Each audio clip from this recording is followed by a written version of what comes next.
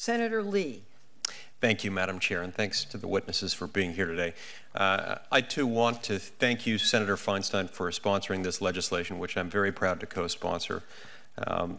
I believe that the most important purpose of our Constitution is to place restrictions on the ability of the government to interfere with our individual liberty. It's somewhat difficult to conceive of anything that interferes more with our liberty than a power exercised by the government indefinitely to detain a U.S. citizen without trial. And that's exactly why I'm very happy to co-sponsor this legislation. I'd like to start my questions with Professor Vladeck, if I could. First of all, how do you respond to the argument made by Mr. Bradbury that restricting the detention of U.S. citizens apprehended on U.S. soil might interfere with the President's commander-in-chief powers in a way that might be constitutionally problematic? Thank you, Senator. I think there are a couple of arguments, and so I think it depends on whether we're talking about short-term detention authority or long-term detention authority.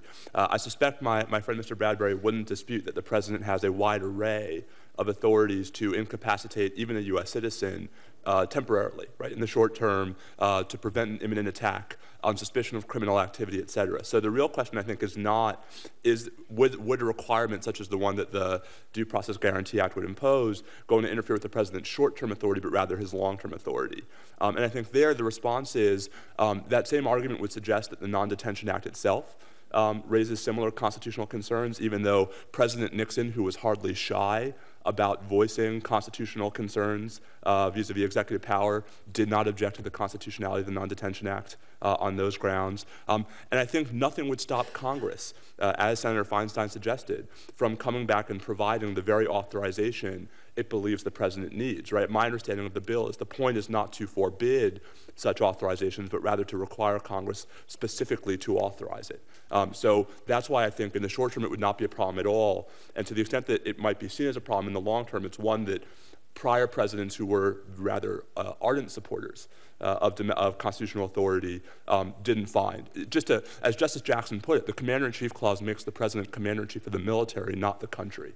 And I think that's the principle at stake here. I assume you would argue further that any constitutionally problematic implication from that would be dwarfed in comparison to the intrusions, the effect of not having a provision like this on the law might result in a violation of the 4th, 5th, and 6th Amendments and the suspension clause and other constitutional protections. Indeed.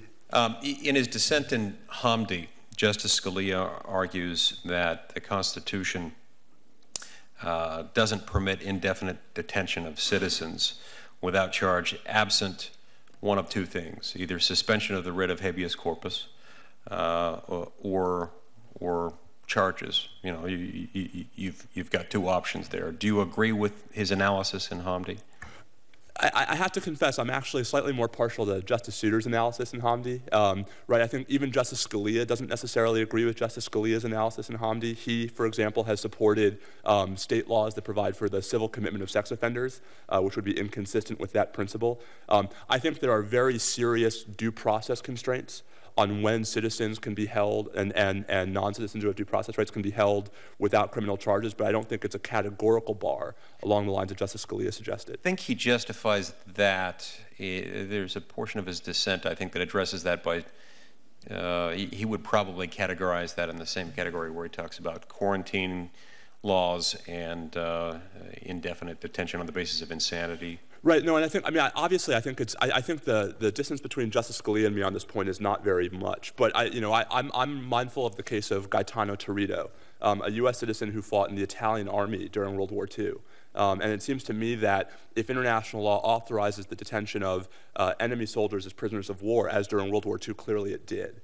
Then I'm not sure that Justice Scalia would think that we had no power to detain even someone like Torito in that context. But I think the authority is incredibly limited, and as Justice Souter suggested in Hamdi, really should require Congress to expressly provoke the question. Thank you. Thank you.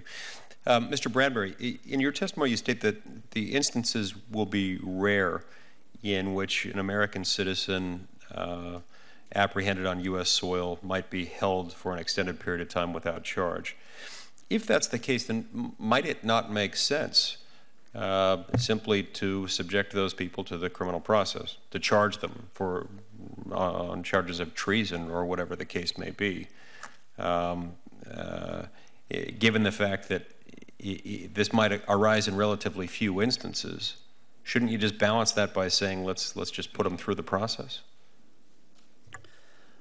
Well, the concern would be that one instance, which is very difficult to predict, where the criminal process may not be sufficient.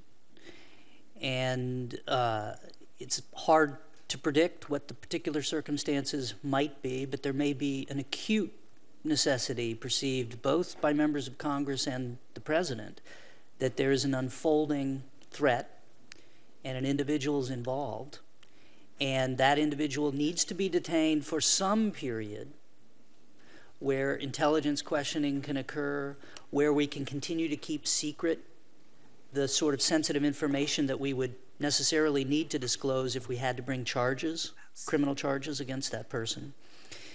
And so those are the circumstances that I'm talking about, and I am certain that they will be rare. There's really been one individual since 9/11 who was a U.S. citizen apprehended in the United States who was held as under the laws of war as an enemy combatant. So I'm confident any president would do whatever he could to avoid the circumstance, and that's why I think the proposal for the legislation, and I understand the sentiments behind it, but I think creates a potential for conflict that, because of the rarity of the circumstances we're talking about, I think is really unnecessary to confront that and to create that potential for conflict. Okay. Thank you very much, Madam Chair, and I see my time has expired. Thank you very much. And thank you very much.